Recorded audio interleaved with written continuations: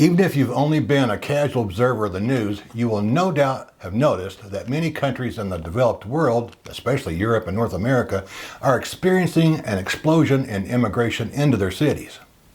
If you've watched the channel in the past, you will no doubt recall that I'm a retired historical geographer with an interest in human population, including migration. To be honest with you, I'm not at all impressed with the coverage the media provides relative to migration, nor am I delighted with the lack of information coming from our elected officials. Consider this. 40% of the current population of London, England is foreign-born. Some 117,000 people in London were actually born in Africa. That's about 1% more than the entire African American population in the state of Iowa. A rational person can ask, what's going on with the world's population without it being driven by racial ideas? Because there are over 170,000 people living in London who were born in Romania. So let's ask why London and many other cities in the West are experiencing massive demographic transformation. It's my goal over the next few weeks that I offer an objective look at this phenomenon and show that governmental policies are not working in most of the developed world. In fact, they're making it worse. Still, there will be some people who think the series is xenophobic for asking such questions. My goal in the series is to help develop a deeper understanding of why such a large portion of the Earth's 8.1 billion human passengers are so geographically mobile. I hope you'll join me. It's also reasonable to wonder why people who hold the opinion that the ground on which they trod is holy and would want to leave such a place. Even during Muhammad's time, it was understood that life in the dry desert region was harsh. It's not surprising then that the Quran has much to say about environs and migration. The Quran certainly does not prohibit migrating for economic reasons. On the contrary, it encourages it. Muslims who migrate for economic or political reasons are assured in their holy book that they will find that the earth contains many places of refuge that are blessed with more than adequate resources. In case an immigrant was to think that his or her migration was to be temporary, the Quran, Surah 4:100 and Surah 9:100 tells him or her that the first of the migrants from Mecca and the people from Medina, and those who followed them in goodness, Allah is well pleased with them, and they are well pleased with Him. He has prepared for them a garden beneath which rivers flow, to abide in them forever. That is a mighty achievement.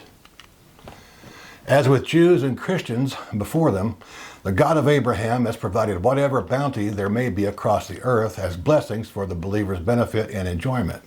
No doubt Paleolithic and Mesolithic peoples held similar views in regard to their nature gods.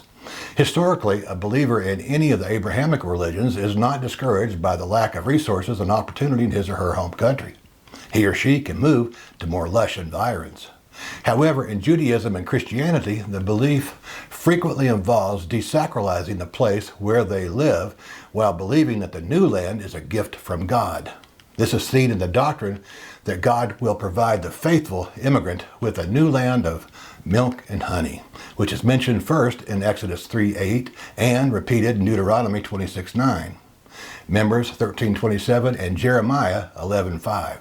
Clearly, mass migration flows can be supported by religious beliefs.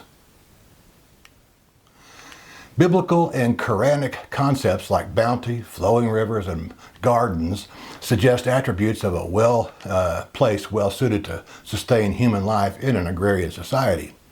What would happen, though, to people if their environment was no longer able to support the size of the population living in it? Wilbur Zielinski, an American geographer, attempted to answer that important question in his 1971 article on mobility transition. He logically concluded that migration would take some of the pressure off of the local environment as people leave in search of a means of survival. A little over a decade later, a Scottish geographer named Hugh Jones refined Wilbur Zielinski's model by infusing it with a loose conflict perspective. Jones argued that a modern society has a number of employment sectors, and invariably one may become saturated with too many workers, while other employment sectors may have unfulfilled positions.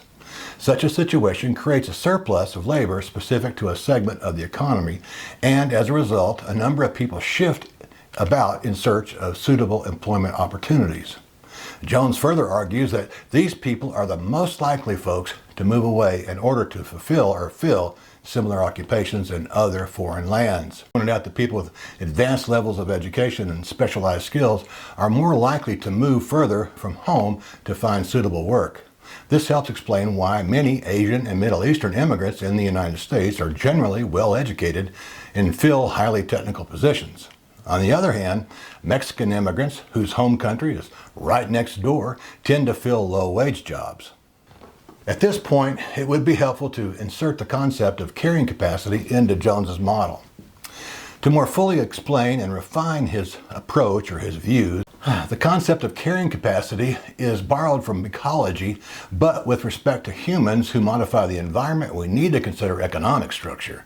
A robust, diversified economy is capable of absorbing many more people than an economy based on one or a few industries or agriculture. Let us consider that what would happen to a country or a region within a country which has an economy based primarily on tourism and complementary industries like food services and hospitality, if a major energy crisis were to occur. Clearly, it would seriously dampen the flow of visitors whose purchases and rental payments keep the economy running. Such an event could cost jobs and create social instability in many areas in Europe and North America, not just Mexico and Latin America. Likewise, if Middle Eastern oil-rich countries have surplus populations relative to their rather limited employment sectors, which they're working to diligently fix right now, by the way, they run the risk of political upheavals. Revolutions are much more likely if large numbers of young adults and adolescents are idle.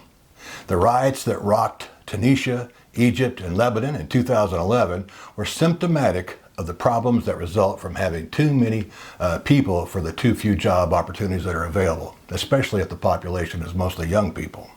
Hence, it seems to behoove European, North American, and some oil-producing states in the Middle East to allow and indeed encourage population flows between them, especially if they take pressure off of overstressed countries while filling low-wage service sector occupations in their own countries. Clearly, it shifts population away from places where the carrying capacity is restricted or limited and moves surplus people into places where there is an economic niche for them to fill. However, this release valve analogy does not address the cultural and social conflicts that may result from forming large and dissimilar ethnic enclaves in foreign countries. Nor does it solve the cultural structure of their home countries that encouraged an overabundance of people in the first place. The immigrant societies will have no reason to change their opportunity structures relative to women. Societies that encourage women to work outside of the home have fewer babies. As we will see in the next section, the demographic profiles of Near Eastern, North African, and Southern Asian countries combined with declining populations in Europe suggest that the intensity of migration flows into Europe and North America is likely to increase over the next few decades. Latin American population figures will be placed in the mix later in the series. But for now, let's take a look, or a longer look I should say, at what's going on demographically in the Eastern Hemisphere. Thanks for joining me today. Bye-bye.